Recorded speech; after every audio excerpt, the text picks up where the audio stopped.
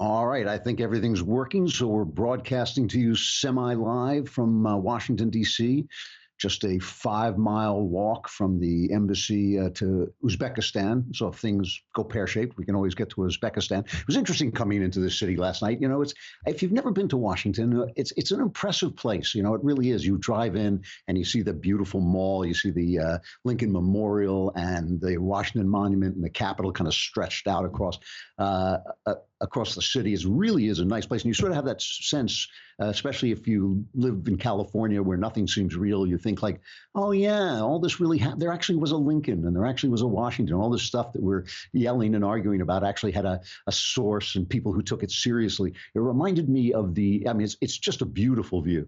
And it reminded me of an old 19th century hymn that has the line, "Every prospect pleases and only man is vile." In other words, the view is great, but people stink, and which in turn that line reminded me of the opening of Mr. Smith Goes to Washington. If you remember, Jimmy Stewart is this kind of yokel, a kind of Boy Scout who gets through a series of ridiculous events, gets swept up into becoming a senator. And he's a real believer in all the American ideals. And he goes to Washington. There's this long montage of him looking at all the monuments, just so inspired by the words there and by the face of Abraham Lincoln and the people coming to visit the monuments. And then, of course, for the rest of the picture, he discovers that Washington is a sewer of corruption and thieves and criminals. And so every prospect pleases and only man is vile. And that's kind of like represents both of those works of art kind of represent the distance between principle and humanity. The monuments kind of represent the principles that we stand for, and the people here, as we know, suck and are a swamp. But I always think when I'm talking about the government, we shouldn't judge people in government too harshly, because when you judge people for abandoning their principles too harshly, what you really are is you're judging yourself too well. Because it's easy to have principles sitting here behind a microphone. It's easy to have principles on your couch.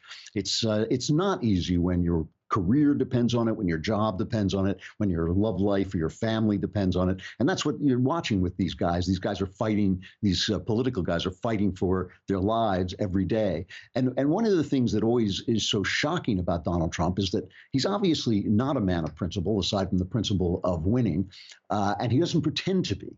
And that's the real question with Donald Trump, is not whether, if not pretending to have principles, does that make him worse than everybody else in Washington, or does it actually make him more honest than everybody else in Washington? As we're watching this FBI scandal unfold, and it's getting worse by the day, it really is, and watching the Democrats scramble to cover it up and the press scramble to cover it up, I really think that maybe Donald Trump is just kind of doesn't wear the mask of Washington. And I don't know if that makes him better or worse or just scary. Trigger warning, I'm Andrew Klavan, and this is The Andrew Klavan Show. I feel hunky-dunky, life is tickety-boo. Birds are winging, also singing hunky-dunky-doo. Ship-shape, tipsy-topsy, the world is zippity-zing. It's a wonderful day, hurrah, hooray! It makes me want to sing. Oh, hurrah, hooray! Oh, hooray, hurrah! All right, it's Mailbag Day. That means all your questions will be answered. Answers are guaranteed 100% correct and will change your life on occasion for the better. Got some really good questions in there. You have to subscribe to be in the mailbag. Go to dailywire.com and subscribe. Otherwise, you won't even be able to watch the mailbag. And God, it's a visual spectacular, as you know. You won't be able to see it if you're on Facebook and YouTube. You'll have to come over to thedailywire.com and hear the rest. I think you can hear the rest on YouTube as well, but you won't be able to watch it unless you subscribe for a lousy $10 a month or $100 for the year, and then you get the Leftist Tears tumbler. I wish I had it with me. All I have is this poor cup of coffee to get me through the day, but I'll look forward to returning to my Leftist Tears. Valentine's Day is coming, and I know for many of you guys, that's just a nightmare because you thought Valentine's Day is coming. But women know it's coming. You know it's coming. And maybe you're thinking, oh, I'll get my boyfriend something sweet like a box of chocolates or a teddy bear or something like that. He's going to hate that. Let me just be blunt. He'll hate it Go to mancrates.com, get him a man crate. It comes, here's the thing, it comes in a big wooden box that you have to tear apart with like a crowbar. So it doesn't matter what's inside it. I mean, that's the whole thing. The whole thing is the crate and the crowbar. And if you want to get it wrapped, you can get it wrapped with duct tape, and he'll love it already. And then when he opens it up, there's all kinds of things curated, especially for the kind of guy you happen to have in your home. You might want to check to see what kind of guy you have in your home, but you can get some, NFL barware crate, the whiskey appreciation crate. That's the one I got. I love my whiskey appreciation crate. I actually have asked for another one. I liked it so much. I've asked for a puzzle one because I'm a big puzzle fan, and that hasn't arrived yet, but I'm looking forward to ripping it open. I may just rip this one open with my teeth. I mean, that's how much fun these things are. And if you go to mancrates.com/Klavan, you can get 5% off. And I know what you're thinking. Give me that box, because my guy is going to love tearing this thing apart. But how do you spell Klavan? It's Klavan at mancrates.com/Klavan. You'll get 5% off. They do not offer a discount anywhere else. So you get 5% off right now at mancrates.com/Klavan, mancrates.com/Klavan. Tell them I sent you so we can continue to keep this show on the air. And I love doing Man Crates ads anyway, so that'll be fun as well.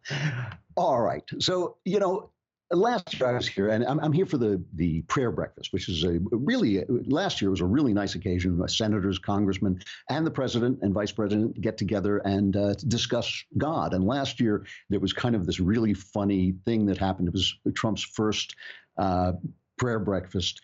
And this Senate chaplain, this very impressive Navy admiral named Barry Black, got up and gave this beautiful stem-winding speech that had everybody on their on their feet shouting hallelujah, their hands in the air. And then Trump got up, and he hadn't learned yet. It was like a guy who didn't know which fork to use. He hadn't learned yet the tone of the event, and he came out and he said, prayer, I know who they should pray for. They should pray for Arnold Schwarzenegger because he took over the Apprentice and his ratings are tanking. It was just like you just wanted to put your hands over your face because you just realized the guy just hadn't caught the tone of it. Now, I keep saying Trump is a guy who learns that stuff, and I'm sure this year that's not going to happen. I'm sure he will capture the tone perfectly. I bet he does. But, does that mean that he has now learned to take things seriously that he didn't take seriously before? That's kind of hard to believe. I mean, what he has learned is how to be president a little bit. He has learned, that there's certain things you don't say, you don't make fun of God, you don't make jokes. People are serious about their God in America.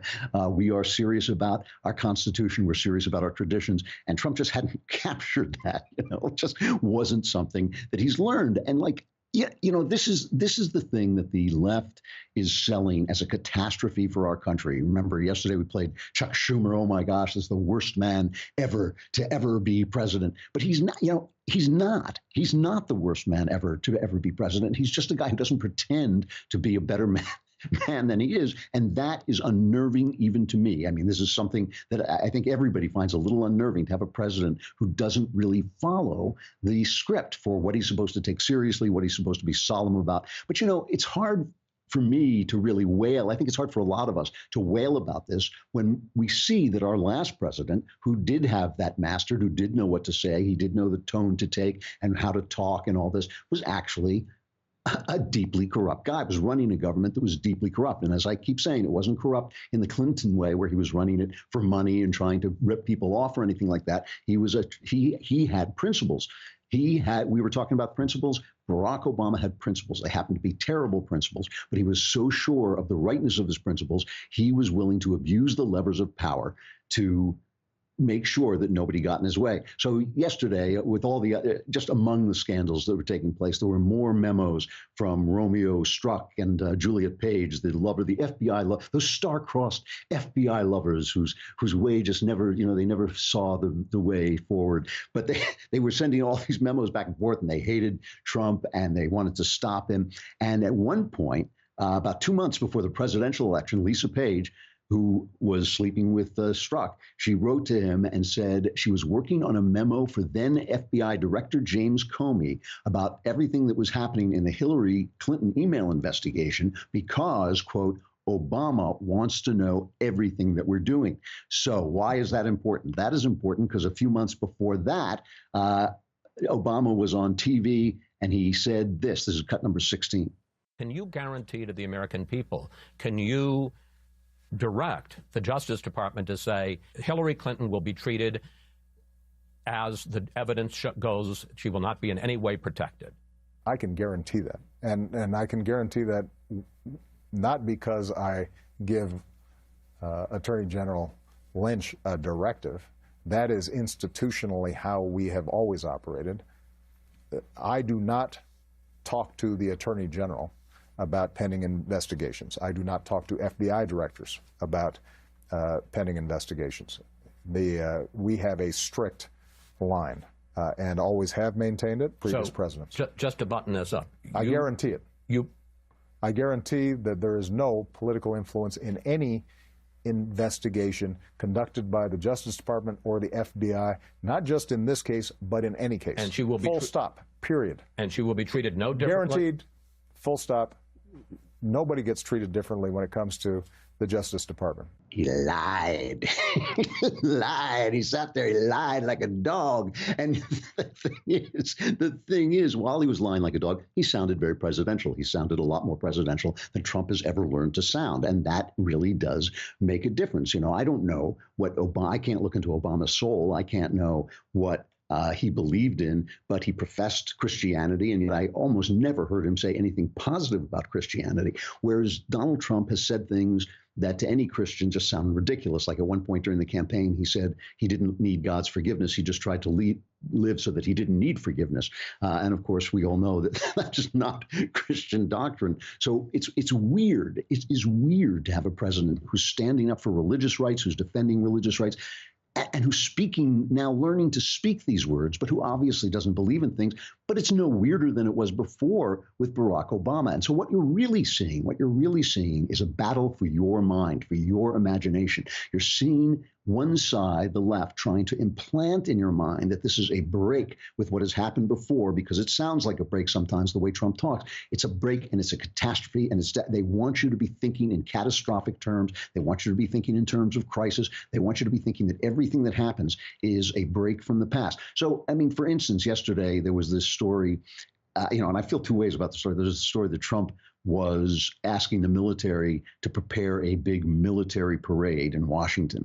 And, it goes right up my spine. As an American, I do not want I love the military. I'm so appreciative of what they do. I talk about it all the time. I'm glad they pay tribute to them at the Super Bowl. I'm glad they pay tribute to them on TV. I'm glad there are commercials about them. I don't want to see like big tanks driving down Pennsylvania Avenue. Although it would be funny if somebody like a mascot dressed up in the big red button that Trump was going to press to blow up North Korea. That would be kind of funny if there maybe a couple of girls, dressed in tights and with a big red button on their head. That might be really interesting. But no, I actually don't think that's a good idea. I don't even know. I think maybe Trump is trolling people because he must have known the way they were going to react. I was in a bar here last night and I got stuck watching CNN, which really is an experience. They are amazing. So here is CNN talking about this idea of having a military parade. And just listen to the way they're trying to instill panic in your mind.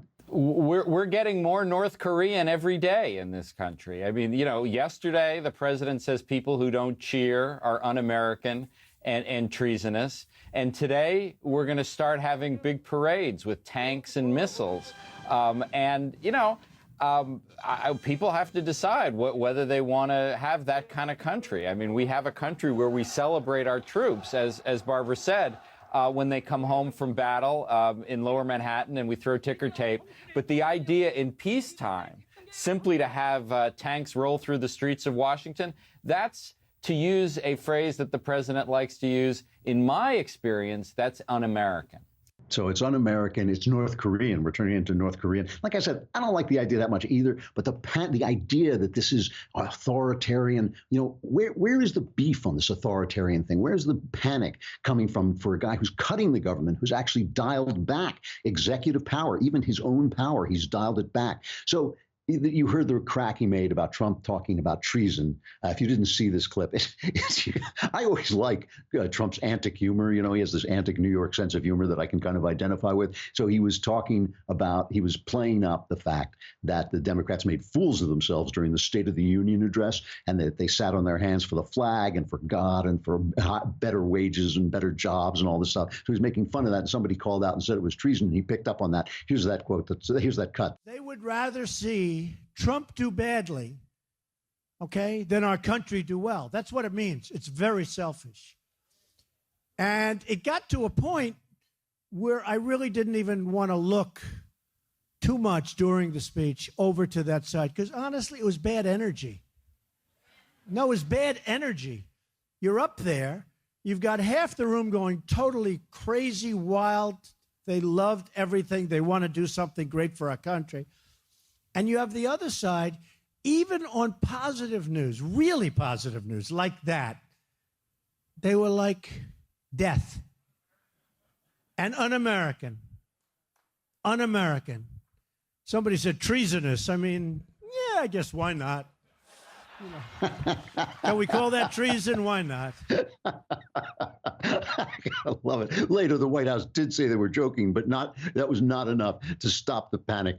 If you are planning to learn something new this year or any time, you might want to check out Skillshare.com.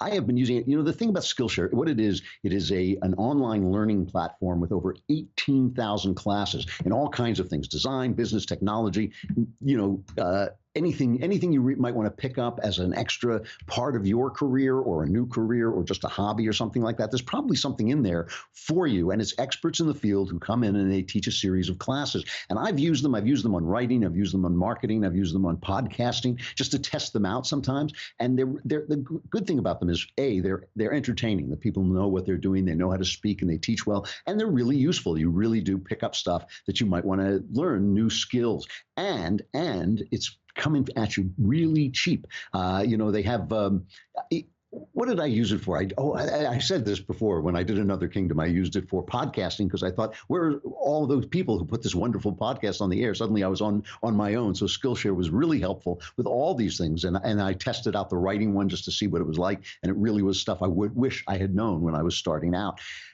If you want to join the millions of students already learning on Skillshare today with a special offer, which is just for my listeners, you can get 2 months of Skillshare for just 99 cents. That is really a good deal. Before, they were giving away a short period for free, but 99 cents is virtually for free, and you get 2 months.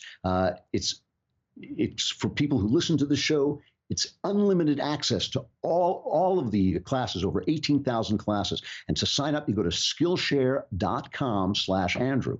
And you know how to spell that, right? Skillshare.com/Andrew. Go to Skillshare.com/Andrew, and you can start your 2 months now. And it really is entertaining. It's just worth testing it out. I mean, you can go on the site for free and test it out, and then sign up for 99 cents and really get all the benefits. All right, so he says that thing treason, and he slipped into it while they were calling out him. It's a terrible thing to say, but of course, the press goes insane. The New York Times, it must have filled up their pages yesterday and today. Oh my gosh, the president is calling us treason just for disagreeing. Now it's treason just for disagreeing. Jeff Flake, who I swear, Senator Jeff Flake is auditioning for a CNN job. I swear he is. Why he is standing up in the Senate, like making these speeches against the president, against his own party. He's got to be he wants to be one of those. He's a Republican, and he's hating Republicans too. So he got up and said this about Trump's remarks. I have seen the president's most ardent defenders use the now weary argument that the president's comments were meant as a joke, just sarcasm, only tongue-in-cheek. But treason is not a punchline, Mr. President. Oh, I don't know. It depends on the joke, right? Like, what has branches and calls you dad? A treason. Never mind. But the Democrats and the press have been using this forever. When Donald Trump Jr., when it was revealed he took that meeting, all we heard was treason. We actually put together a treason montage. Here's cut 14. Listen to this. You said earlier that this borders on treason. Does that mean that Paul Manafort, Jared Kushner are bordering on treason as well, as along with Don Jr., and then also that Michael Flynn is bordering on treason, and that the president himself is bordering on treason? But raising the question of possible treason. I haven't talked about treason before, but we're getting close to that. And we can also say that Donald Trump Jr., what he did was a threat to our democracy and borderline treason. There's outright treason. I mean, there is no question that what he is doing is giving aid and comfort to the enemy. You told the Washington Post last week that, quote, there's a smell of treason in the air. Well, you know, a lot of people are afraid to use the T word, treason, but in the end, that's what people are investigating. That is potentially a violation of the Espionage Act. Yes, treason.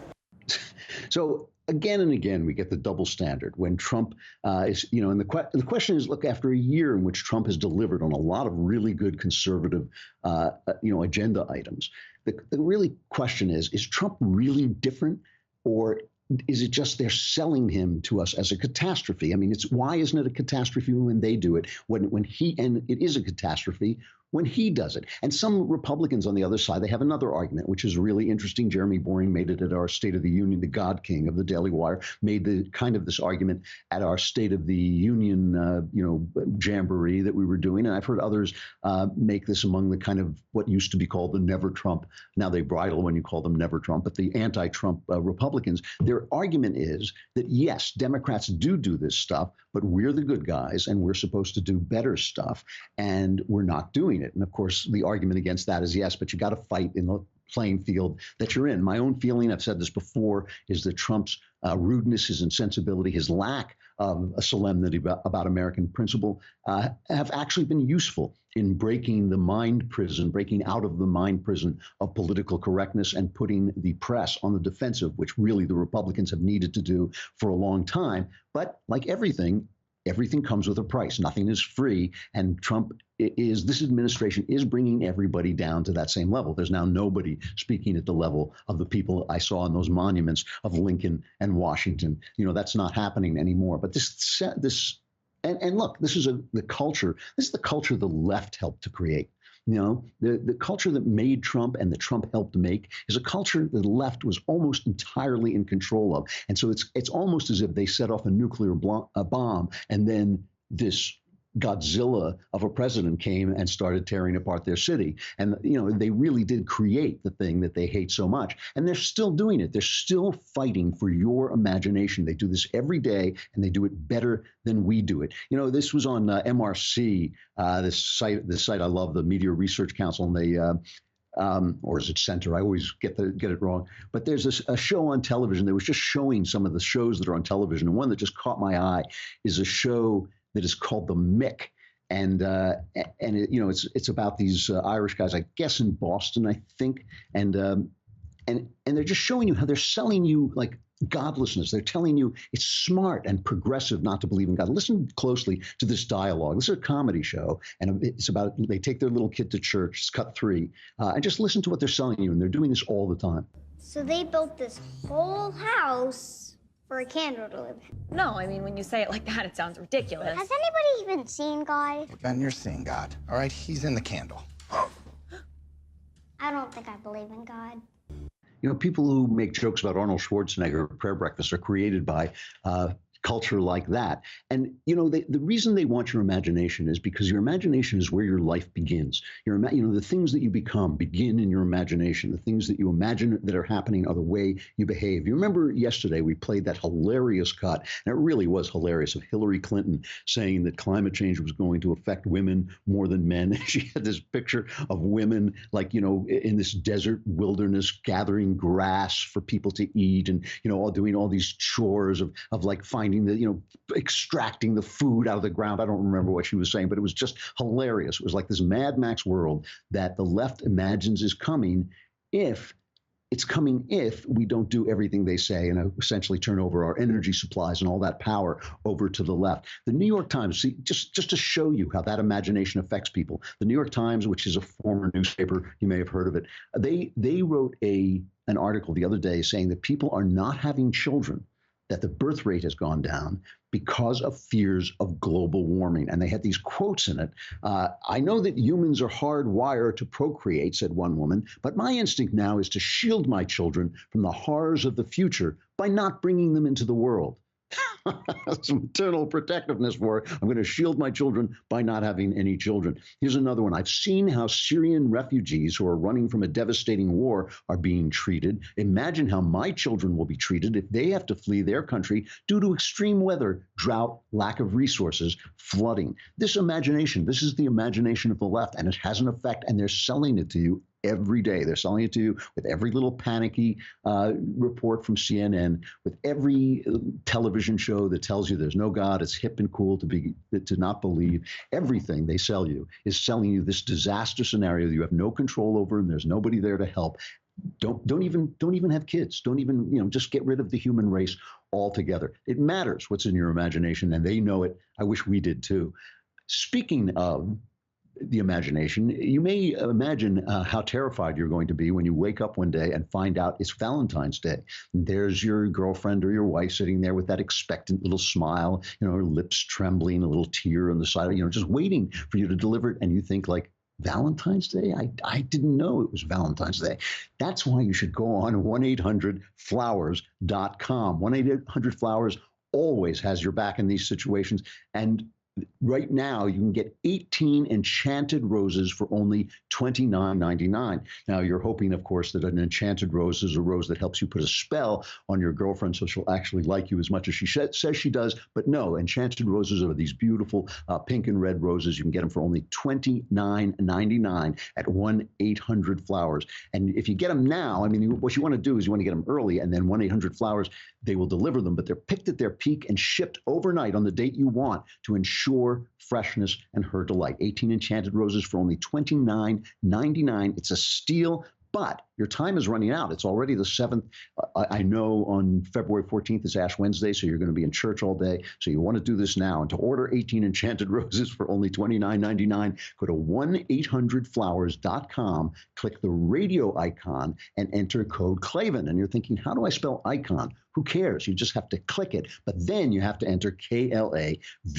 Valentine's Day is almost here, so order today at 1-800-Flowers.com, code Klavan. The mailbag is coming up. It is here, in fact. But if you're on YouTube or Facebook, we got to say goodbye. Come on over to thedailywire.com. You can listen to the rest of the show. I think you can listen to the rest of it on YouTube as well. But if you subscribe, not only can you watch the whole show at thedailywire.com, but you can also be in the mailbag. All your problems will be solved, answers guaranteed 100% correct, and will change your life on occasion for the better.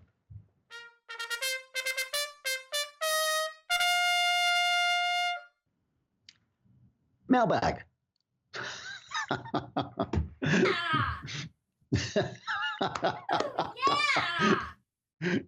I just wanted to see how long if I just shouted it out. It was going to take you to hit that button. I just like to do this to Austin because I'm trying to kill him. One of these days, I'm going to say mailbag real quick, and you're just going to hear a thunk in the booth. There it is. All right. So I'm laughing, but our first one, I have this really serious. We got one that was from someone who wanted to remain anonymous, who was talking about the fact that she had wrestled with depression all her life, that she was having suicidal thoughts. I'm not going to read the email because we've gotten a few like this, and I'm always very wary of bringing them on the air. I don't want anybody to think that, I'm a doctor or psychologist or any of those things. I'm none of those things. And these are problems that you can't solve alone. I try not to make a recommendation of getting help the last recommendation I make, because I know sometimes it's difficult. But the thing about suicide is I have worked for several hotlines, and there are a lot of resources for people who are feeling suicidal or depressed. You don't have to just go into therapy. You can also call the National Suicide Hotline. There's a crisis text line. You can do it by text if you want, if you feel more comfortable doing that. There's the Samaritans. There's a lot of different places that handle suicidal ideas, and it's a good place to go. I can tell you, as a person who had a troubled early life, I've always said I've lived 2 lives. I feel at this point I'm almost in a third life at this point, but the first part of my life was really difficult. I did have suicidal thoughts. I can tell you that I felt like I was in the blackest place imaginable, and it turned out I was not. I was actually very close to breaking out and having a much, much better life, the beginning of an actual new life. So you should never, ever give up. If you're worried, one thing this person said in her email was that she was worried about the mess she would leave behind. Suicide leaves a terrible mess. Your family will never get over it. Your friends will never get over it. It breaks everything. Don't do it. It is like what they say. It's a permanent solution to a temporary problem. And look, if you're permanently depressed, that may take some medication too. I mean, I'm a big fan of therapy instead of medication, but sometimes I've heard that people use the medication so they can get enough energy to get the therapy, and that can work too. From Aubrey. Oh, magnificent, and good luck, by the way. There's only hope while there's life, so stay around. From Aubrey. Oh, magnificent Klavan. I'm a new subscriber and incredibly excited to drink the tears of my enemies, the leftists. Absolutely. Yours and Ben's podcasts have quite literally changed the way I think about just about everything, and to that end, I have a problem I never thought I'd face. My son is 6 and, quote, wants to be a girl. I'm in Canada, and of course, our government is all for taking our kids away if we don't jump on the transgender train. How do I help him understand his identity and biology without schools and other institutions reporting me to our near-fascist regime? Well, you're right. That is fascist. It's child abuse. Kids say all kinds of things. They go through all kinds of stages. A 6-year-old doesn't know what he is or what he wants to be. That is not when you decide or really fully understand your gender. You might hear something and repeat it. You might just realize you're getting a rise out of your parents and repeat it. And look, I don't know what your kid, maybe your kid is going to have gender dysphoria. Maybe he's going to be gay. I don't know any of those things, but I'm just telling you, at 6 years old, there's a very high possibility that this is going to pass. And you do not want some fascist government moron imprinting this idea on his head while it just happens to be flying through. That is child abuse. It is wrong. It is wicked, and it shouldn't be done. And what you can do instead is, first of all, you want it, Aubrey. I'm assuming Aubrey is a man's name. What you want to do is you want to spend some time with your kid. Kids don't learn by lecturing, especially at that age. They don't learn by you telling them that he's a boy. Don't say, I want to be a girl. Don't do that.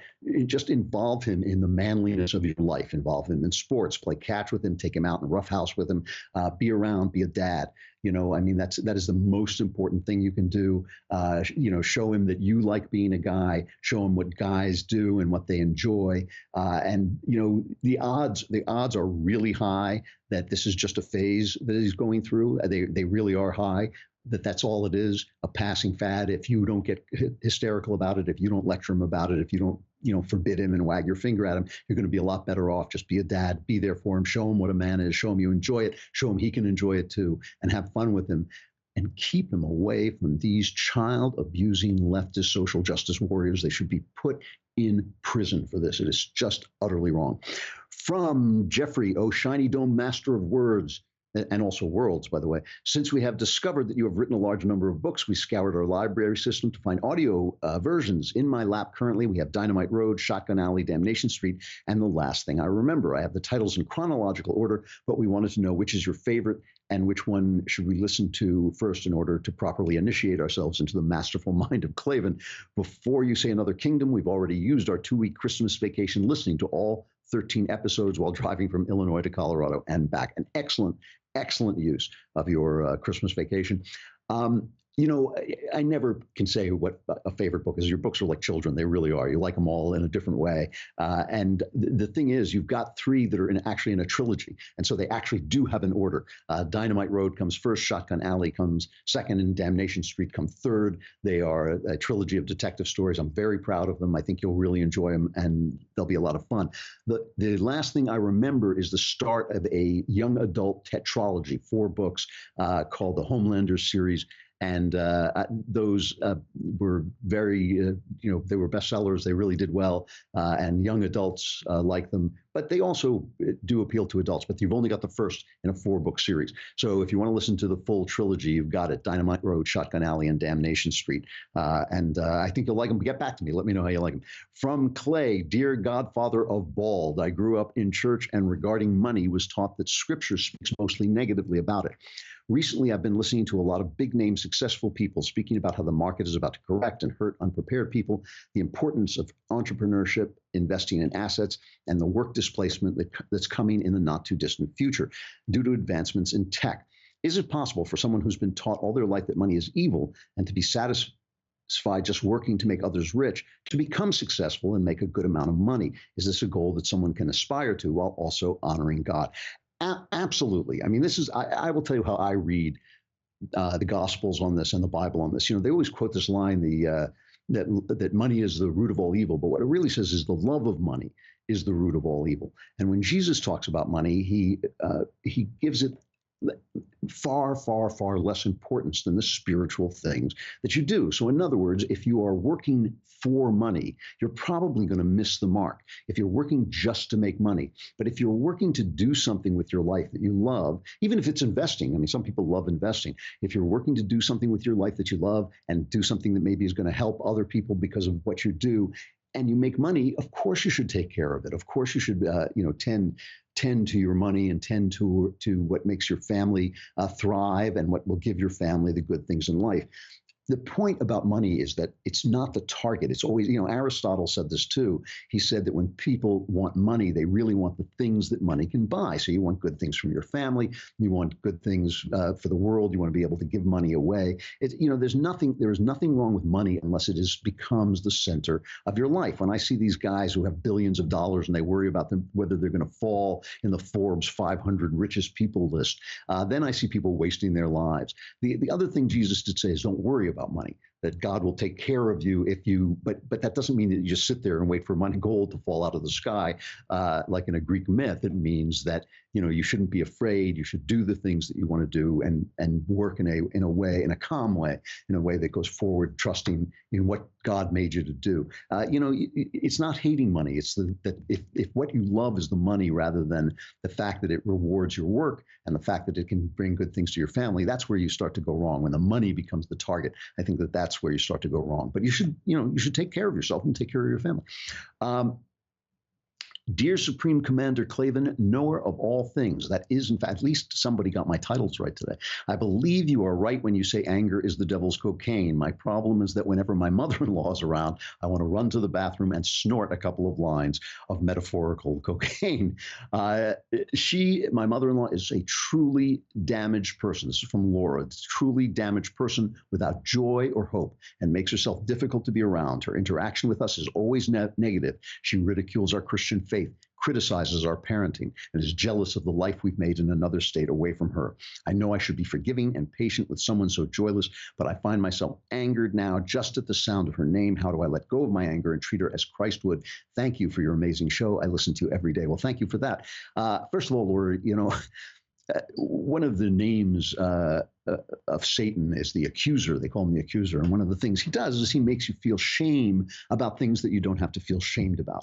Annoying people are annoying, and you're going to be annoyed by them. That is just the natural fact of things. If you sit down to have a picnic and a swarm of bees come by, you're going to be put out. You're going to be annoyed. If your mother-in-law is coming over and criticizing you and attacking you and hating on you and making you feel bad, you're going to be annoyed. You can't help being annoyed. So get rid of the part of the chain here where you bother yourself for being annoyed. You really only have to take care of two things. One is that you have to treat her kindly. You have to treat her with respect. Look, as you say, this is a person who is really damaged, who has really damaged her own life, it sounds like, by her philosophy. She's cut herself off from God. She's cut herself off from faith. And she's obviously quite angry. It seems to me, this is a guess, I don't know you guys, but a good guess, I think that she's quite angry that you have become the chief female figure in her son's life and have essentially replaced her. That is the natural way of things. That's the way things are supposed to be. William Faulkner said a woman and her mother-in-law are natural enemies. That's why.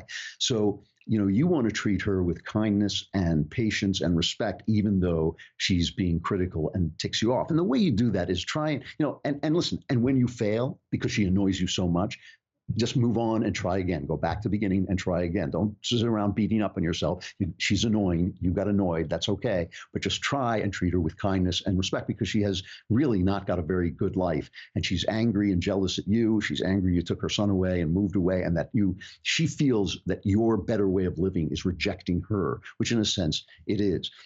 That's the first thing. So you want to treat her with kindness and respect. And the way you do this, try to maintain a sense of humor, try to tease her out of it a little bit, try to talk to her about what's on her mind, try to divert her from her criticism of you, to talk to her about what's in her life, what she's thinking about, listen to her, talk about her life and her concerns, and maybe you can get her off of the sort of anger train that she's obviously on herself. The other thing, though, is that the anger feels bad. If you're angry when you just hear the sound of her voice, just hear her name, that's anger that is going past what she's doing to you. That's something that's happening inside yourself. My guess on this is that people get angry like that when they feel threatened. Your husband probably doesn't see all the stuff you see in his mother. He probably has some more affection for her than you do. He probably is more patient with her than you are. Maybe he's used to her. He maybe doesn't see that she does this. Remember, she does this to everybody. It's not just you. You're a special target because you took her son, but she's like this with everybody. But he may not see it, so maybe you feel that she's edging in, trying to get some power in your household, that she has a previous claim on your husband, so maybe you're afraid that that's going to come back again. It sounds to me like your husband and you are pretty solid, that you've got it figured out, that you know where you're going. Don't be afraid to talk to him about this, about your fears, about what makes you unhappy. Don't be afraid to talk to him, not in an accusing way, but in a collaborative way, about things that he can do to help you out here and take some of the pressure off, because I'm sure a lot of it is coming down on you. Make sure he understands how bad you feel about it, and try and work through what is making you angry. Where do you feel threatened? Where do you feel like she's got some power over you? Because in real life, she doesn't have any power over you. She hasn't got anything. You don't need anything from her. You guys have established a good life, a better life than she has had or will ever have, and you should have some pity on her. But she's going to be annoying. But just try and get rid of that anger that's inside you, that's eating you up when she's not around. Try to figure out why it's threatening to you, and try to collaborate with your husband on ways to deal with her. And that should do it. I got to stop the mailbag. I've got a million more questions, but I can't. It is time for Tickety Boo News.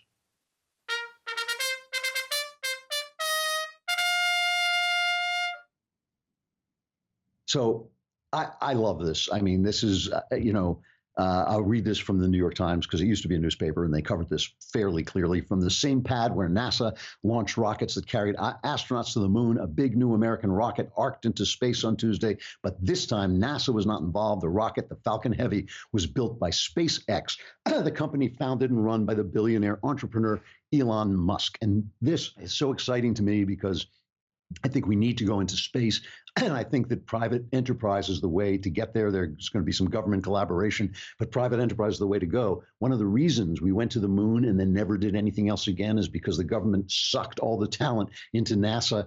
They all concentrated and focused on going to the moon, and then it became a government boondoggle, and we did nothing but go up and down to this useless, semi-useless space station for all this time. It is time to go back to the moon. It is time to get to Mars. Trump is absolutely right about this. Let's watch a little bit of this rocket launch by Elon Musk.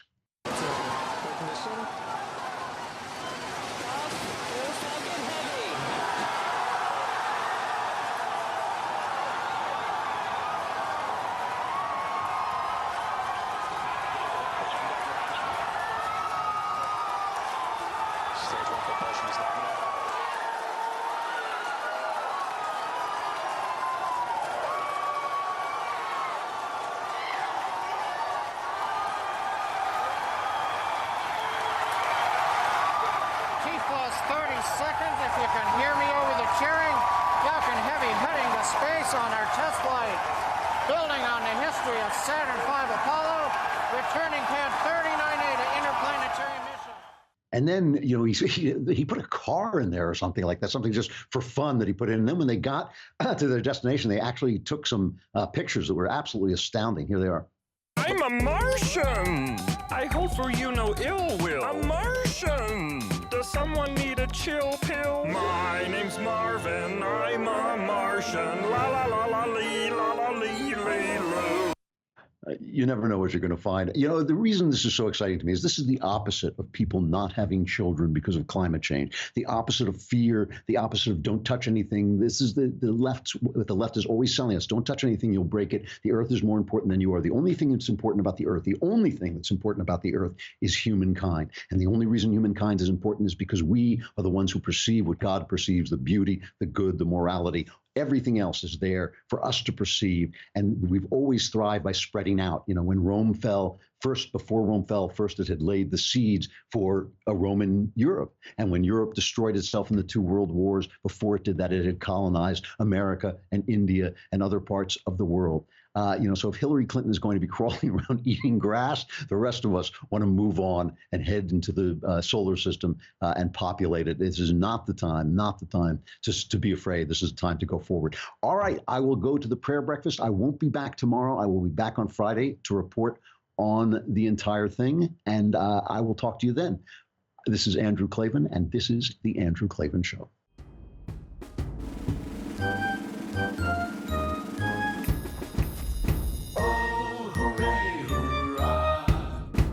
The Andrew Klavan Show is produced by Robert Sterling. Executive producer, Jeremy Boring. Senior producer, Jonathan Hay. Our supervising producer is Mathis Glover. Technical producer, Austin Stevens. Edited by Alex Zingaro. Audio is mixed by Mike Cormina. Hair and makeup is by Jesua Alvera. And our animations are by Cynthia Angulo and Jacob Jackson. The Andrew Klavan Show is a Daily Wire Forward Publishing production. Copyright Forward Publishing 2018.